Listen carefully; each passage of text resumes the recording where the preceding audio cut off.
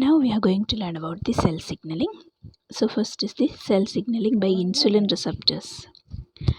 Our bodies spend considerable effort maintaining blood glucose levels within a narrow range. A decrease in blood glucose level can lead to loss of consciousness and coma, as the central nervous system depends largely on glucose for its energy metabolism. A persistent elevation in blood glucose level results in a loss of glucose, fluids, and electrolytes in the urine and serious health problems associated with that. A level of glucose in the circulation are monitored by the pancreas. When blood glucose level fall below a certain level, the alpha cells of the pancreas secrete glucagon. Glucagon acts through GPCRs and stimulate the breakdown of glycogen, resulting in an increase in blood glucose level. When glucose levels rise, as occurs after a carbohydrate rich meal, the beta cells of the pancreas respond by secreting insulin. Insulin functions as the extracellular messenger molecule, informing cells that glucose levels are high. Cells that express insulin receptors on their surface, such as cells in the liver, respond to this message by increasing glucose uptake, increasing glycogen and triglyceride synthesis, and or decreasing gluconeogenesis. The insulin receptor is a protein tyrosine kinase. Each insulin receptor is composed of alpha and beta chains, which are derived from a single precursor protein by proteolytic processing. The alpha chain is entirely extracellular and contains the insulin binding site. The beta chain is composed of the extracellular region, single transmembrane region, and a cytoplasmic region. The alpha and beta chains are linked together by disulfide bonds. Two of these alpha-beta heterodimers are held together by disulfide bonds between alpha chains. This, while most RTKs are thought to be present on the cell surface as monomers, insulin receptors are present as stable dimers. Like other RTKs, insulin receptors are inactive in the absence of ligand. Recent work suggests that insulin receptor dimers bind a single insulin molecule. This causes repositioning of the ligand binding domains on the outside of the cell, which causes the tyrosine kinase domains on the inside of the cell to come into close physical proximity. Juxtaposition of the kinase domains lead to trans-autophosphorylation and receptor activation. Several tyrosine phosphorylation sites have been identified in the cytoplasmic region of the insulin receptor. Three of the phosphorylation sites are present in the activation loop. In the unphosphorylated state, the active loop assumes a conformation in which it occupies the active site. Upon phosphorylation of the three tyrosine residues, the activation loop assumes a new conformation away from the catalytic cleft. This new conformation requires a rotation of the small and large lobes of the kinase domain with respect to each other, thereby bringing residues that are essential for catalytic closer together. In addition, the activation loop now leaves the catalytic cleft open so that it can bind substrates. Following activation of the kinase domain, the receptor phosphorylates itself on tyrosine residues that can present adjacent to the membrane and in the carboxyl terminal end. So when we learn about the insulin receptor substrate 1 and 2, most RTKs possess autophosphorylation sites that directly recruit SH2 domain containing signaling proteins. The insulin receptor is an exception to this general rule because it associates instead with a small family of docking proteins called insulin receptor substrates. The IRS or insulin receptor substrates in turn provide the binding sites for SH2 domain containing signaling proteins. Some of the events that occur during insulin signaling are given in the picture. So, the role of tyrosine phosphorylated IRs in activating a variety of signaling pathways. N-terminal portion of the molecule contains a pH domain that allows it to bind to phosphoinositides of the membrane, and the PTB domain that allows it to bind to a specific phosphorylated tyrosine residue on the cytoplasmic domain of an activated insulin receptor. Once bound to the insulin receptor, a number of tyrosine residues in the IRs may be phosphorylated. This phosphorylated tyrosine can serve as binding sites for other proteins including a lipid kinase or PI3K, an adapter protein GRB2, and a protein tyrosine phosphatase SHB2. Phosphorylation of IRS by the activated insulin receptors is known to activate PI3K and RAS pathway, both of which are discussed in this video. Other pathways that are less well defined are also activated by IRS. Activation of a PI3K leads to the formation of membrane-bound phosphoinositides including PIP3. One of the key kinases in numerous signaling pathways is PKB-AKT, which interacts at the plasma membrane with PIP3 by means of pH domain. This interaction changes the conformation of PKB, making it a substrate for another PIP3 bound kinase, PKD1, which phosphorylates PKB. The second phosphate shown linked to PKB is added by a second kinase, mostly TOR. Once activated, PKB dissociates from the plasma membrane and moves into the cytosol and nucleus. PKB is a major component of a number of separate signaling pathways that mediate the insulin response. This pathway leads to the translocation of glucose transporters to plasma membrane, synthesis of glycogen, and the synthesis of new proteins in the cell. PKB also plays a key role in promoting cell survival by inhibiting the pro-apoptotic protein BAD or activating the transcription factor NF-kB.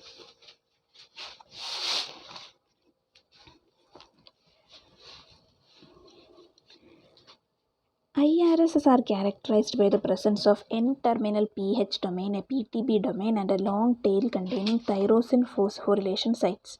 The pH domain may interact with phospholipids present at the inside leaflet of the plasma membrane, and PTB domain binds to tyrosine phosphorylation sites on the activated receptor. And the tyrosine phosphorylation sites provide docking sites for SH2 domain containing signaling proteins. At least 4 members of the IRS family have been identified based on the results obtained in knockout experiments in mice. It is thought that IRS1 and IRS2 are most relevant to insulin receptor signaling. Autophosphorylation of the activated insulin receptor at TYR960 provides a binding site for IRS1 or IRS2. Only after stable association with either IRS1 or IRS2 is the activated insulin receptor able to phosphorylate tyrosine residues present on these docking proteins. Both IRS1 and IRS2 contain a large number of potential tyrosine phosphorylation sites that include binding sites for the SH2 domains of PI3 kinase, GRB2, and SHB2. These proteins associated with the receptor-bound IRS1 or IRS2 and activate downstream signaling pathways. PI3 kinase PI3K is composed of two subunits, one containing two SH2 domains and the other containing the catalytic domain. PI3 kinase, which is activated directly as a consequence of binding of its two SH2 domains to tyrosine phosphorylation sites, phosphorylates phosphoinositides at the 3 position of the inositol ring. The products of this enzyme, which include PI3,4 biphosphate, PI3,4P2, and PI3,4,5 triphosphate, remain in the cytosolic leaflets of the plasma membrane, where they provide binding sites for pH domain containing signaling proteins such as the serine threonine kinase PKB and PDK1. PKB plays a role in mediating the response to insulin as well as to other extracellular signals. Recruitment of PKD1 to the plasma membrane in close proximity to PKB provides a setting in which PKD1 can phosphorylate and accelerate and activate the serine threonine kinase activity of PKB. While phosphorylation of PKD1 is essential, it is not sufficient for activation of PKB. Activation of PKB also depends on phosphorylation of a second kinase, mTOR, which has a crucial role in regulating numerous cellular activities. PI3K signaling is terminated by removal of the phosphate at the 3 position on the inositol ring by the lipid phosphatase P10. Now let's learn about the glucose transport. PKB is directly involved in regulating glucose transport and glucose synthesis. The glucose transporter GLUT4 carries out insulin-dependent glucose transport from the blood. In the absence of insulin, GLUT4 is present in the membrane vesicles in the cytoplasm of insulin-responsive cells.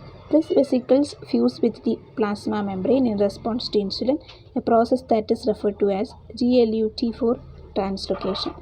The increase in number of glucose transporters in the plasma membrane leads to increased glucose uptake. GLUT4 translocation depends on activation of PI3 kinase and PKB. This conclusion is based on experiments showing that inhibitors of PI3K block GLUT4 on experiments showing that inhibitors of PI3K block GLUT4 translocation. In addition, overexpression of PI3K or PKB stimulates GLUT4 translocation. It is well known that many receptors activate PI3K, whereas it is only the insulin receptor that stimulates GLUT4 translocation.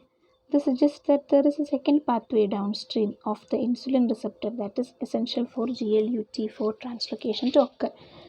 Detailed understanding of how the two pathways work together to stimulate GLUT4 translocation is still lacking. Excess glucose that is taken up by the muscle and liver is stored in the form of glycogen. Glycogen synthesis is carried out by glycogen synthase, an enzyme that is turned off by phosphorylation on serine and threonine residues. Glycogen synthase kinase 3 has been identified as a negative regulator of glycogen synthase. GSK3 in turn is inactivated following phosphorylation by PKB. Thus, activation of the PI3 kinase PKB pathway in response to insulin leads to a decrease in GSK3 kinase activity, resulting in an increase in glycogen synthase activity. Activation of protein phosphatase 1, an enzyme known to dephosphorylate glycogen synthase, contribute further to glycogen synthase activation. One of the most common human diseases, diabetes mellitus, is caused by defects in insulin signaling. Diabetes occurs in two varieties: type 1, which accounts for 5 to 10% of the cases, and type 2, which accounts for the remaining 90 to 95%. Type 1 diabetes is caused by an inability to produce insulin and is discussed in the human perspective. Type 2 diabetes is a more complex disease whose incidence is increased around the world at an alarming rate. The rising incidence of the disease is most likely a result of changing lifestyle and eating habits. A high calorific diet combined with a sedentary lifestyle is thought to lead a chronic increase in insulin secretion. Elevated levels of insulin overstimulate target cells in the liver and elsewhere in the body, which leads to a condition referred to as insulin resistance, in which the target cells stop responding to presence of the hormone. This in turn leads to chronic elevation in the blood glucose level, which stimulates the pancreas to secrete even more insulin, setting up a vicious cycle that can ultimately lead to the death of the insulin secreting beta cells of the pancreas. Most of the high health risks that result from diabetes, cardiovascular disease, blindness, kidney disease, and reduced circulation of the limbs leads to amputations are thought to be due to the damage to the body's blood vessels, but the molecular mechanism by which insulin resistance and its consequent metabolic effects lead to this condition remain a subject of debate. The relationship between insulin signaling pathway and lifespan is discussed. So, regulation of glucose uptake in muscle and fat cells by insulin. Glucose transporters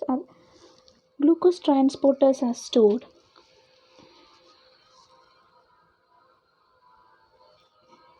in the walls of cytoplasmic vesicles that form by budding from the plasma membrane, endocytosis. When the insulin level increases, a signal is transmitted through the IRS-PI3K PKB pathway, which triggers the translocation of cytoplasmic vesicles to the cell periphery. The vesicles fuse with the plasma membrane, exocytosis, delivering the transporters to the cell surface where they can mediate glucose uptake. Glucose transporters are stored in the cells of cytoplasmic vesicles in the form of budding from the plasma membrane, endocytosis. When the insulin level increases, a signal is transmitted through the IRS-PI3K PKB pathway, which triggers the translocation of cytoplasmic vesicles to the cell periphery. The vesicles fuse with the plasma membrane exocytosis, delivering the transporters to the cell surface where they can mediate glucose uptake. A second pathway leading from the insulin receptor to GLUT4 translocation is not shown.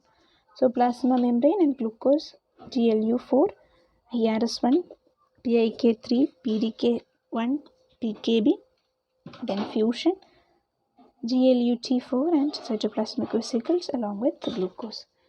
Signaling pathway and human longevity. Many factors are known to contribute to the aging process, some genetic and others non-genetic. Discussions of aging have appeared in several places in the text: in the human perspective of free radicals, in the human perspective on mitochondrial disease, in the human perspective on DNA repair deficiencies, in this section the nuclear lamina, and in the discussions of telomeres. In recent years, a new contributor to the aging process has received attention: the activity of signaling pathway involving insulin and a related protein IGF-1, which is the focus of the present human perspective. The lifespans of animals can be increased by restricting the calories present in the diet. As first shown in the 1930s, mice that are maintained on a very strict diet typically live 30 to 40% longer than their littermates who was fed diets of normal calorific content. To separate long-term studies are currently in progress on rhesus monkeys to see if they too live longer and healthier lives when maintained on a calorie-restricted diets. Significant differences in the published data between those two groups have made it difficult to draw firm conclusions on the value of calorie restriction in primates. One team of researchers at the Wisconsin National Primate Research Center reported in 2009 that animals in their CR group have lower blood levels of glucose, insulin, and triglycerides and were less prone to age related disorders such as diabetes and coronary artery disease. The effects of calorie reduction on the external appearance of one of these animals is seen in the photograph. The Wisconsin group also reported that 35% of the control group animals that had enjoyed unrestricted diets had died during the 20 years of the study compared to only 13% of the CR group. In contrast, the other team of researchers at the National Institute of Aging reported in the 2012 that calorie restriction did not improve survival outcome. In fact, individuals in the CR group did not exhibit the reduced cardiovascular disease that characterized the CR individuals in the Wisconsin study. One important difference between CR and control groups in the NIA study was noted. None of the animals in the CR group had died from cancer as compared to 5 deaths from cancer from those in the control group. It has been suggested that differences in animal survival between the two studies may be explained by the fact that individuals of the control group in the Wisconsin study were allowed to eat unlimited food of high sucrose containing foods, which may have made them less healthy than the control animals in the NIA study. Neither of the studies have been conducted long enough to determine if the animal's maximum lifespan more than 40 years is increased as a result of CR. As reported in numerous television news shows, a growing number of humans are hoping to extend their lifespan by practicing caloric restriction, which in essence means that they are willing to subject themselves to an extremely limited but balanced diet. The National Institute of Aging has also begun to study on diets containing about 25% fewer calories that would be required to maintain their initial body weight. After a period of 6 months of calorie restriction, these individuals show remarkable metabolic changes. They have a lower body temperature, their blood insulin and LDL cholesterol levels are lower. They have lost weight as would be expected, and their energy expenditure is reduced beyond than expected due to simply to their lower body mass. In addition, the level of DNA damage experienced by the cells of these individuals is reduced, which suggests a decrease in production of reactive oxygen species. A number of early studies demonstrated that the lifespan of a worm of fruit fly can also be dramatically increased by reducing the activity of insulin-like growth factors and their receptors. Studies of humans support this relationship. Humans that live exceptionally long lives often exhibit unusually high insulin sensitivity. That is, their tissue respond fully to relatively low circulating insulin levels. Low insulin levels are also linked to reduced incidence of cancer. Thus, just as high insulin levels and increased insulin resistance are associated with poor health, low insulin levels and increased insulin sensitivity appear to be associated with good health.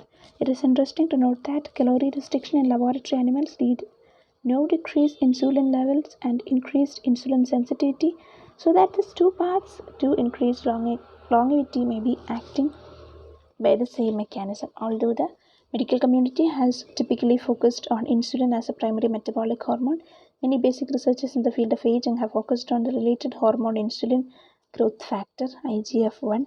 In one study, it was found that mutations in the gene encoding the IGF-1 receptor are especially frequent in a group of centenarians, like humans living over the age of 100. Both insulin and IGF-1 share the downstream effector mTOR. mTOR became a central focus of the field of mammalian aging when it was discovered that rapamycin, an inhibitor of the mTOR kinase, significantly extended the lifespan of mice and decreased the incidence of age-related disorders. This is the first compound that has been shown to increase lifespan in mammals, and it also has this capability when given to yeast, worms, and flies. Unfortunately, rapamycin is also a potent suppressor of the immune system, so it is not itself considered to be a viable anti-aging drug. Calorie restriction has also been shown to reduce signaling through the mTOR pathway. The findings support the notion that mTOR plays an important role in the aging process. mTOR is a nutrient sensor and a primary regulator of cellular metabolism. mTOR is a protein kinase that exists as a component of the two distinct complexes mTORC1 and mTORC2. mTORC1, which is especially sensitive to rapamycin, is activated by the availability of nutrients, especially amino acids, and can stimulate lipid and protein synthesis, inhibit autophagy, and promote cell growth and proliferation. Studies suggested that reduced nutritional availability and occurrence during calorie restriction reduces mTORI signaling. A number of proteins, both upstream and downstream of an mTOR, have been significantly implicated in regulating lifespan, including S6K1, which photophosphorylates numerous proteins involved in protein synthesis, thereby enhancing mRNA translation. The protein deacylase SIR2, which removes acetyl groups from the histone and non-histone proteins.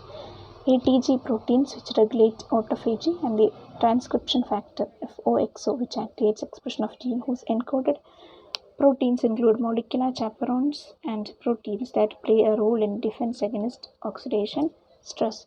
Untangling of the roles of these various components has proven to be very difficult, and there is considerable debate as to how mTOR inhibition increases lifespan.